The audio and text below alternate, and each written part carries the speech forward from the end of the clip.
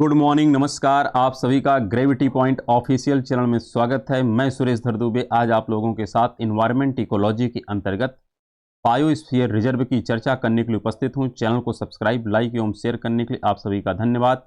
यदि आपने अभी तक चैनल को सब्सक्राइब नहीं किया तो चैनल को सब्सक्राइब करें, लाइक करें एवं प्रमोट करें, जिससे प्रत्येक वीडियो का नोटिफिकेशन आप लोगों तक समय समय पर उपलब्ध हो सके। प्रत्येक वीडियो का पीडीएफ मटेरियल भी टेलीग्राम चैनल पर उपलब्ध है, आप उसे वहां से डाउनलोड करें, जिसका लिंक नीचे कमेंट बॉक्स में दिया गया है। इस प्लेटफॉर्म के माध्यम से आप लोगों को प्रैक्टिस सीरीज, मानचित्र द्वारा विश्व के भूगोल की सीरीज, इन्वायरमेंट इकोलॉजी की सीरीज, कॉन्सेप्ट ज्योग्राफी की सीरीज और साथ में समय समय पर क्विज टाइप के प्रश्न भी उपलब्ध हो रहे हैं। तो आप इन सभी मटेरियल का भरपूर लाभ उठाएं और अपने एग्जाम को बेहतर करने का पूरा प्रयास करें। हमें आशा है कि आप लोग स्वस्थ होंगे, मस्त होंगे और अपनी पढ़ाई में संलग्न होंगे। हम लोग इन्वायरमेंट इकोलॉजी के अंतर्गत कई टॉपिक की चर्चा कालक्रम में कर चुके हैं और इसी कड़ी में हम लोगों ने यह भी सीखा है कि संरक्षण के जो मैकेनिज्म हैं, अर्थात इन सीटू, एक्स सीटू, तो इन सीटू के अंतर्गत हम लोगों ने राष्ट्रीय उद्यान और बायोस्फीयर, एक प्रकार से जैवमंडल आरक्षित क्षेत्र की चर्चा आज करेंगे। वैसे वन्यजीव अभ्यारण्य की भी चर्चा हम लोग कर चुके हैं, साथ में टाइगर रिजर्व की चर्चा कर चुके हैं, एलिफेंट रिजर्व की भी चर्चा कर चुके हैं।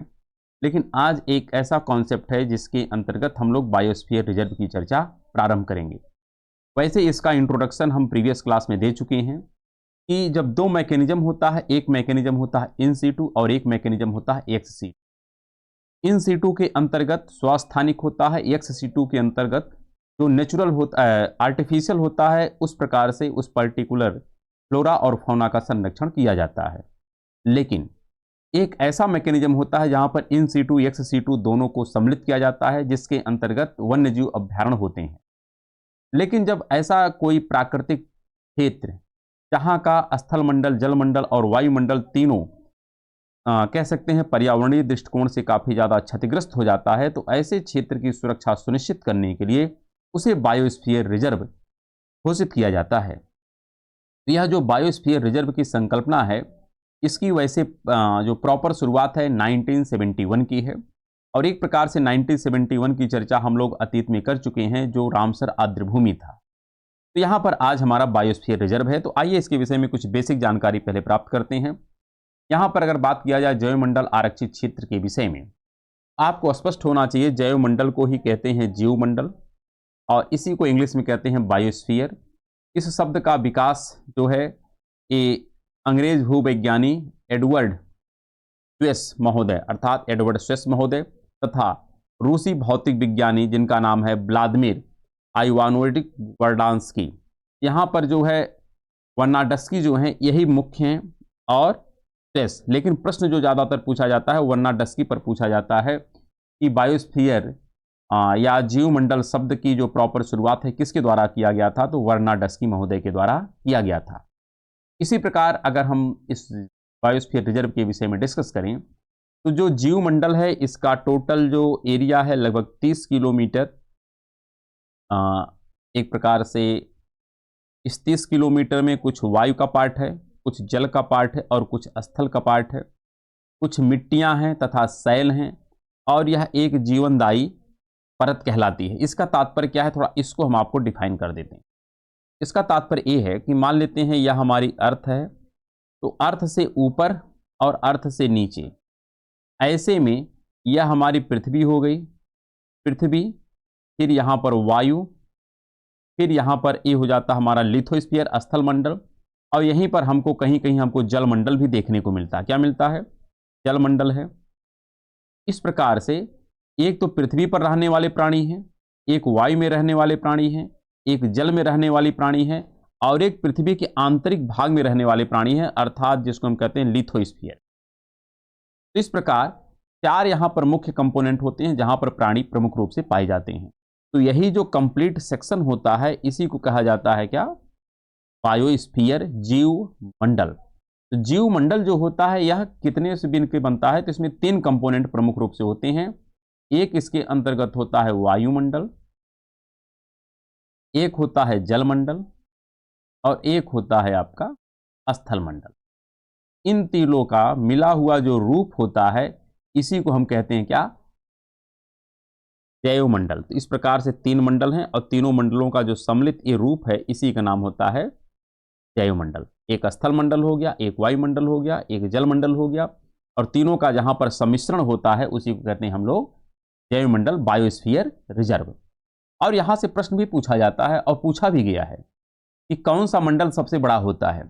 अगर आप जलमंडल की बात करेंगे तो जलमंडल बहुत विशाल है, स्थल मंडल भी बहुत विशाल है, वायुमंडल भी बहुत विशाल है, लेकिन जैवमंडल हम उसे कहते हैं स्थल का सिर्फ वह भाग, जल का वह भाग, वायु का वह भाग जिसका संबंध जीवन से है, हम सिर्फ उसी को क्या कहते हैं, जैवमंडल कहते हैं। अर्थात जैवमंडल के अंतर्गत पूरा वायुमंडल नहीं है, पूरा स्थल मंडल नहीं है और पूरा जलमंडल नहीं है। इसलिए अगर हम डिस्कस करें तो जलमंडल बहुत बड़ा है, वायुमंडल भी बहुत बड़ा है, स्थल मंडल भी बहुत बड़ा है, लेकिन अगर हम जीवन की तुलना करें तो जीवन का जो बायोस्फीयर रिजर्व है ये बड़ा है, क्योंकि अन्य जो रिजर्व हैं वो रिजर्व लिमिटेड एरिया में होते हैं, लेकिन बायोस्फीयर जो रिजर्व होता है अन्य रिजर्वों की तुलना में इसका स्पेस काफ़ी ज़्यादा होता है। तो यहाँ पर ये भी हमको ध्यान में रखना होगा। साथ में अगर बात करें द्वीपीय जैव भूगोल सिद्धांत का प्रतिपादन किसके द्वारा किया गया था, तो आर मैक आर्थर और ई विल्सन के द्वारा किया गया था। साथ में अगर स्थानिक पादप की संकल्पना की बात करें, इसका प्रतिपादन जो है ऑगस्टिन डी कैंडोल महोदय ने किया है। यहाँ से प्रश्न पूछे गए हैं सिद्धांत के अंतर्गत, इसलिए इसको ध्यान में रखना है। अगर हम बात करें पारिस्थितिकीय मंडल की, तो वह पर्यावरण जिसमें वायु, जल एवं पृथ्वी सहित जीवधारी निवास करते हैं उसी को हम क्या कहते हैं, पारिस्थितिकीय मंडल कहते हैं। तथा ये क्या करते हैं, पर्यावरण के साथ प्रतिक्रिया करते हैं। और यह विचार किसके द्वारा दिया गया था, तो हचिंसन महोदय के द्वारा दिया गया था 1970 में। तो पारिस्थितिकीय मंडल की संकल्पना किसने दिया है, हचिंसन महोदय ने दिया है। कब दिया है, 1970 में। इसके तहत क्या कहा गया है कि वायु, जल एवं पृथ्वी सहित जीवधारी जहां पर निवास करते हैं और जो पर्यावरण के साथ क्रिया प्रतिक्रिया करते हैं उसी को कहते हैं पारिस्थितिकीय मंडल। इसी प्रकार शिकागो पीठ ने भी एक अपनी परिभाषा दिया है और इन्होंने बताया है कि मनुष्य को जैवमंडल का घटक माना जाता है। आपसे प्रश्न पूछा जाता है कि यह किसने बताया है कि मनुष्य जैवमंडल का एक घटक है, तो शिकागो पीठ ने यह बात कही है। इसी प्रकार दासमैन महोदय के अनुसार भी यहाँ पर कुछ संकल्पनाएं दी गई हैं और इनका कहना है कि जो पारिस्थितिकीय मंडल है तथा जीवमंडल को अलग रूपों में मानना अविभाज्य को विभाजित करना है। इसका तात्पर्य है पारिस्थितिकीय मंडल और जीवमंडल दोनों अविभाज्य हैं, अर्थात भौतिकीय पर्यावरण तथा उसमें रहने वाले जीव एक दूसरे से घनिष्ठतम रूप से जुड़े हुए हैं। यहाँ पर पारिस्थितिकीय मंडल का जो तात्पर्य है कि जो एक प्रकार से घटक जो हैं अजैविक घटक होते हैं और जीवमंडल का तात्पर्य होता है जैविक घटक होता है। लेकिन दासमैन का कहना है कि जैविक और अजैविक घटक को आप अलग नहीं कर सकते हैं। अगर आप जैविक को अजैविक से अलग कर रहे हैं तो इसका तात्पर्य है कि आप अविभाज्य को विभाज्य करने का प्रयास कर रहे हैं। क्यों? क्योंकि हर एक कंपोनेंट, चाहे वह जैविक हो चाहे अजैविक हो, ये सब एक दूसरे से इस प्रकार से घनिष्ठतम रूप से संबंधित हैं कि इनको अलग कर पाना संभव नहीं है। और इनके अनुसार कहा गया है कि जीवमंडल मिट्टी, तैल, जल, वायु की पतली परत है जो पृथ्वी के चतुर्दिक आवरण मंडल के रूप में व्याप्त है तथा जिसके साथ जीवित जीव संबंधित होते हैं तथा यह मंडल जीवों का भरण पोषण करता है। तो जैवमंडल का तात्पर्य यही होता है कि पृथ्वी का वह भाग, जल का वह भाग और वायु का वह भाग जिसका संबंध जीवन से है उसी को हम क्या कहते हैं, जीवमंडल कहते हैं। और उसी को जैवमंडल का नाम दिया जाता है क्योंकि यही वह स्थान है जहां से किसी भी जीव का भरण पोषण संभव होता है। साथ में अगर हम बात करें बायोस्फीयर रिजर्व के विषय में, तो जब किसी भी हम क्षेत्र को बायोस्फीयर रिजर्व घोषित करते हैं, किसी भी प्राकृतिक परिदृश्य को, तो एक एरिया होता है जिसको कहते हैं कोर एरिया। जो इंटरनल पार्ट होता है यह होता है कोर एरिया। कोर के चारों तरफ का जो पार्ट होता है इसको हम कहते हैं बफर एरिया, और जो सबसे बाहर का पार्ट होता है उसको कहते हैं हम लोग बाह्य क्षेत्र। कोर एरिया का तात्पर्य होता है कि जिस बायोस्फीयर रिजर्व का कोर एरिया होता है उस कोर एरिया में किसी भी प्रकार की मानव जनित गतिविधियां नहीं होती हैं, अर्थात मानव जनित गतिविधियां यहाँ पर पूर्णतः क्या है, प्रतिबंधित होती हैं कोर एरिया में। जैसे आपका कोई नेशनल पार्क, टाइगर रिजर्व, ये सब जो क्षेत्र होते हैं यह ज़्यादातर कोर एरिया में ही बनाए जाते हैं। तो कोर एरिया में किसी भी प्रकार की मानव जनित गतिविधियां नहीं की जा सकती। लेकिन कोर एरिया के चारों तरफ जो बफर एरिया होता है वहां पर प्राकृतिक नियमों का पालन करते हुए, ध्यान रखिएगा, किस नियम का पालन करते हुए? प्राकृतिक नियम का पालन करते हुए मानव जनित गतिविधियां संभव हैं, अर्थात मानव जनित गतिविधियां वहां पर की जाती हैं। खास करके जो जनजातीय समुदाय होते हैं ये लोग अपना जीवन यापन इसी बफर क्षेत्र में करते हैं। क्योंकि आप समझिएगा, अगर किसी भी हम क्षेत्र को अगर उसको बायोस्फीयर रिजर्व घोषित किया जाता है तो कोर एरिया से सभी को हटा दिया जाता है, चाहे वहां का मूल निवासी ही क्यों ना हो, सबको वहां से हटाया जाता है। लेकिन जो वहां के मूल निवासी हैं अर्थात जंगलवासी, जो वनवासी हैं, इन लोगों को कोर एरिया से हटाया जाता है और इनको कहां पर स्थापित किया जाता है? तो इसी बफर एरिया में स्थापित किया जाता है। लेकिन यह संभव है कि इनके द्वारा भी प्राकृतिक नियमों का उल्लंघन किया जाए, इसलिए कहा जाता है कि प्राकृतिक नियमों का पालन करते हुए मानव जनित गतिविधियां यहां पर संभव हैं, की जाती हैं।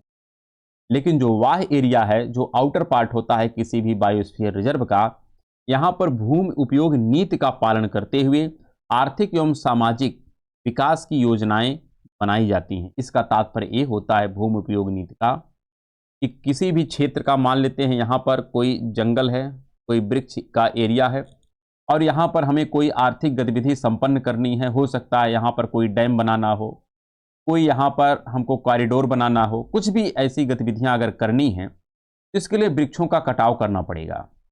तो हमने जितना वृक्ष का कटाव किया है, जितने एरिया का, हमको उतने वृक्ष को लगाना होगा अन्यत्र कहीं क्षेत्र में। तो जितना वृक्ष हमने काटा उतना वृक्ष हमने कहीं अन्य स्थान पर उसका प्रत्यारोपण किया। तो यह जो सिद्धांत है, यही सिद्धांत कहलाता है भूमि उपयोग प्रतिरोध। हमने उस भूमि का प्रयोग करने के लिए वहां के वृक्षों को हटाया, लेकिन उसी के अनुपात में हमने अन्यत्र उतने वृक्षों का फिर से रोपण किया। तो यह जो एक्टिविटीज होती है यह वाय क्षेत्र के लिए अलाउ की जाती है। साथ में जो बफर एरिया होता है, बफर एरिया में खास करके जो है संपर्क स्थापित करने के लिए यहाँ पर बहुत सारे माइग्रेशन कॉरिडोर बनाए जाते हैं। जैसा हम लोग पढ़ चुके हैं, एलिफेंट कॉरिडोर लगभग 135 इनका मतलब एक प्रकार से शिलान्यास हो चुका है, इस पर कार्य चल रहा है। तो ये ज़्यादातर जो कॉरिडोर बनाए जाते हैं यह यही बफर एरिया में ही बनाए जाते हैं। तो ये हमको ध्यान में रखना है। अगर आपसे कभी पूछा जाए कि माइग्रेशन कॉरिडोर किस एरिया में बनाए जाते हैं सामान्यतया, तो बफर एरिया में ही बनाए जाते हैं। अर्थात एक रिजर्व से दूसरे रिजर्व में जाने का जो मार्ग होता है यह इसी बफर जोन से ही गुजरता है। अगर हम बात करें कंजर्वेशन रिजर्व की, तो जैसे कई प्रकार के संरक्षण के मैकेनिज्म हैं, उसी में कंजर्वेशन रिजर्व भी आता है। तो कंजर्वेशन जो रिजर्व होता है यह एक गवर्नमेंटेड ओन्ड लैंड होती है, अर्थात जहां पर गवर्नमेंटेड लैंड होती है वहां पर कंजर्वेशन एरिया होता है। लेकिन जो कम्युनिटी रिजर्व होता है ये एक प्राइवेट या कम्युनिटी ओन्ड लैंड होती है। ये हमको डिफरेंस याद करना है कि कम्युनिटी रिजर्व जो होती है यह प्राइवेट होती है या किसी कम्युनिटी का होती है, लेकिन जो कंजर्वेशन रिजर्व होते हैं यह गवर्नमेंटेड ओन्ड लैंड होती है। इसी प्रकार अगर बात करें कि जो कम्युनिटी रिजर्व है इसे कोर्ट से लीगल रिकॉग्निशन प्राप्त होता है। ऐसा नहीं कि आप अपने से उसको कम्युनिटी रिजर्व घोषित कर देते हैं। लेकिन एक बात आपको ध्यान रखना है कि इन दोनों केसों में, चाहे वह कंजर्वेशन रिजर्व हो चाहे कम्युनिटी रिजर्व हो, दोनों का जो संरक्षण किया जाता है, जो संरक्षण के प्रयास किए जाते हैं, यह लोकल कम्युनिटी के द्वारा ही किया जाता है। जो स्थानीय वहाँ के संरक्षणकर्ता समूह हैं उन्हीं के द्वारा इसका एक प्रकार से संरक्षण सुनिश्चित किया जाता है। और इसे वाइल्ड लाइफ प्रोटेक्शन एक्ट 1972 में अर्थात जो 1972 का वन्य जीव संरक्षण अधिनियम है उसी में 2002 में संशोधन करके ये प्रावधान शामिल किया गया। ये आपसे पूछा जा सकता है कि कंजर्वेशन रिजर्व और कम्युनिटी रिजर्व का प्रावधान कब किया गया है, तो 2002 का है। और इसी के तहत किसके तहत? वाइल्ड लाइफ प्रोटेक्शन एक्ट 1972 में 2002 में संशोधन करने के द्वारा ये बात यहाँ पर सुनिश्चित की गई कि चाहे कंजर्वेशन रिजर्व हो चाहे कम्युनिटी रिजर्व हो, दोनों के कंजर्वेशन का जो प्रयास है किसको करना होगा? लोकल कम्युनिटी को ही करना होगा। लेकिन जो कंजर्वेशन रिजर्व होगा यह गवर्नमेंट ओन्ड लैंड होगी, कम्युनिटी रिजर्व जो होगा यह एक प्राइवेट ओन्ड लैंड। साथ में अगर हम बात करें कि पूरे विश्व में जो आधारभूत बायोम हैं इनकी संख्या कितनी है? 3 है, जिनका वर्गीकरण जलवायु कटिबंध के आधार पर किया गया है। जो ध्रुवीय प्रदेश होते हैं वहाँ पर टुंड्रा बायोम होता है, और जो मध्य वाले होते हैं वहाँ पर शीतोष्ण कटिबंधीय बायोम होता है, और एक होता है जो इक्वेटर के आसपास का क्षेत्र होता है वहाँ पर उष्णकटिबंधीय बायोम पाए जाते हैं। तो इस प्रकार पूरे विश्व में 3 प्रकार के कटिबंधों का वर्गीकरण किया गया है। किस आधार पर? जलवायु के आधार पर। लेकिन एक बात और हमको ध्यान रखनी है कि जो टुंड्रा जलवायु है यहाँ पर वनस्पति जगत की कुल प्रजातियों में से कितनी प्रजातियां विद्यमान हैं? मात्र 3%। क्योंकि वहाँ का टेम्परेचर काफ़ी कम होता है, तो टेम्परेचर जब कम होता है तो वर्षा भी कम होती है। ऐसे में वहाँ पर वनस्पतियों की विविधता भी काफ़ी लिमिटेड होती है, और जब वनस्पति की विविधता लिमिटेड होती है तो ऐसे में अन्य जो प्राणी हैं उनमें भी डाइवर्सिफिकेशन काफ़ी कम हो जाता है। इसलिए टुंड्रा जलवायु प्रदेश में वनस्पतियों का क्या बात करें, प्रजातियों का जो है यह मात्र 3% है जो पूरे विश्व का यहाँ पर विद्यमान है। साथ में अगर बात करें कि मानवीय क्रियाकलाप से सर्वाधिक जो प्रभावित होने वाला हमारा जो बायोम है वो टुंड्रा बायोम है। टुंड्रा नहीं, टैगा बायोम।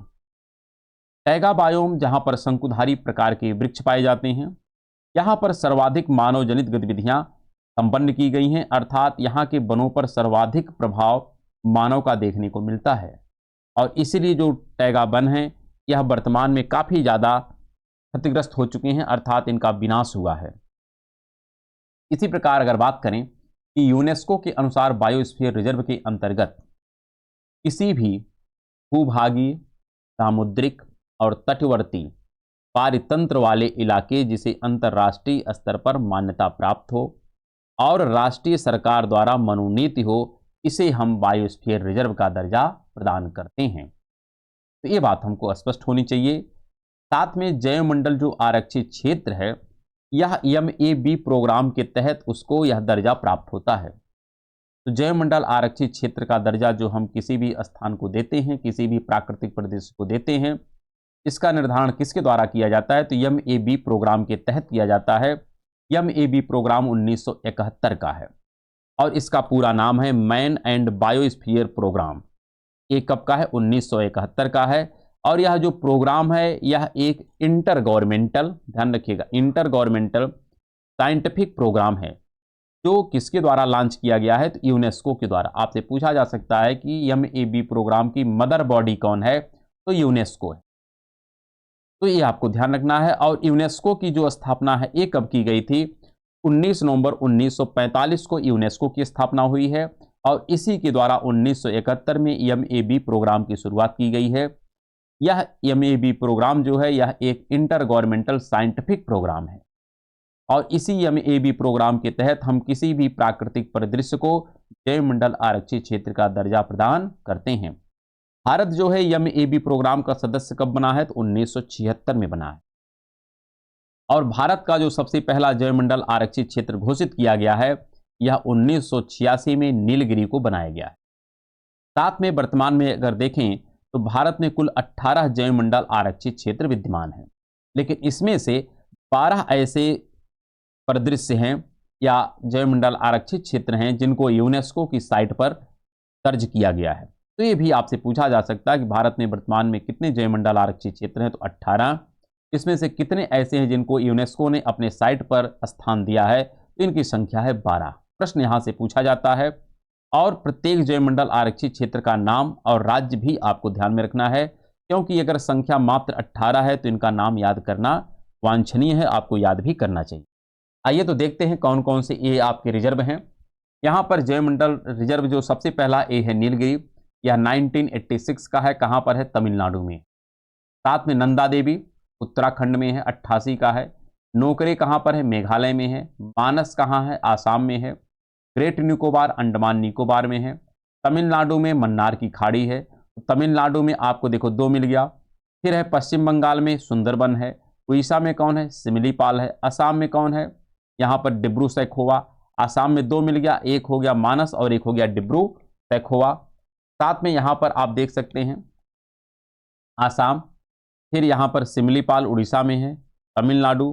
तो आप इन राज्यों को क्या करिएगा, यहाँ पर लोकेट करते रहिए। साथ में अगर दिहांग दिमांग की बात करें तो अरुणाचल प्रदेश में है। पंचमढ़ी कहाँ पर है? मध्य प्रदेश में है। कंचनजंगा कहाँ है? सिक्किम में है।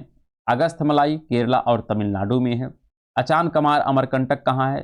छत्तीसगढ़ मध्य प्रदेश में है। कच्छ कहाँ है? गुजरात में है। हिमाचल प्रदेश में क्या है? शीत रेगिस्तान है। शेषाचलम की पहाड़ी कहाँ है? आंध्र प्रदेश में है। पन्ना कहाँ है? तो मध्य प्रदेश में है। तो इस प्रकार से आप देख सकते हैं टोटल यहाँ पर 18 जयमंडल आरक्षित क्षेत्र हैं जहाँ से प्रश्न पूछा जाता है। तो आपको एक बात मैप में ध्यान रखनी होगी, इनका जो लोकेशन है एक कैसे है, थोड़ा इसको आप ध्यान रखिए। हिमाचल प्रदेश यहाँ पर आ गया, फिर यहाँ से आप चलिए सिक्किम में, यहाँ पर सिक्किम में कौन है? यहाँ पर आप देख सकते हैं, यहाँ पर मिलेगा आपको कंचनजंगा।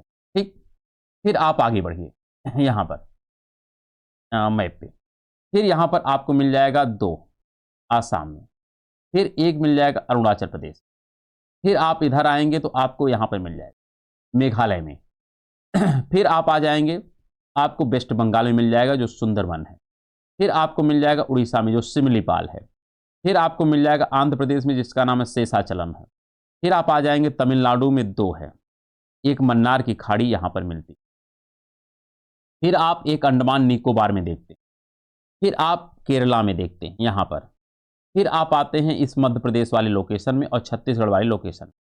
यहाँ पर आपको टोटल 3 मिलता है और एक मिलता है आपको गुजरात में। तो टोटल आप यदि आप इसको जोड़ें तो टोटल जो जयमंडल आरक्षित क्षेत्र की संख्या है एक कितनी है?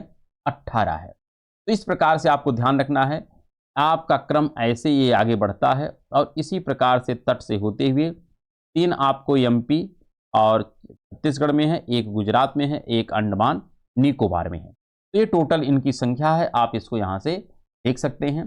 साथ में यहाँ पर एक बात और ध्यान रखनी है कि जो रेड कलर वाले हैं इनको यूनेस्को ने अपने साइट पर स्थान दिया है, जैसे नीलगिरी है, नंदा देवी है, फिर नोकरे है, फिर मानस नहीं है, यहाँ पर ग्रेट निकोबार है, मन्नार की खाड़ी है, सुंदरबन है, सिमलीपाल है, इन सबको यूनेस्को ने अपने साइट पर स्थान दिया है। और कौन है? तो पंचमढ़ी है, कंचनजंगा है, अगस्थमलाई है, अचानकमार अमरकंटक है और पन्ना है। तो इतने जो लोकेशन हैं इन सबको यूनेस्को ने अपने साइट पर स्थान दिया है और इन्हीं को यहाँ पर अलग से भी लिख दिया गया है।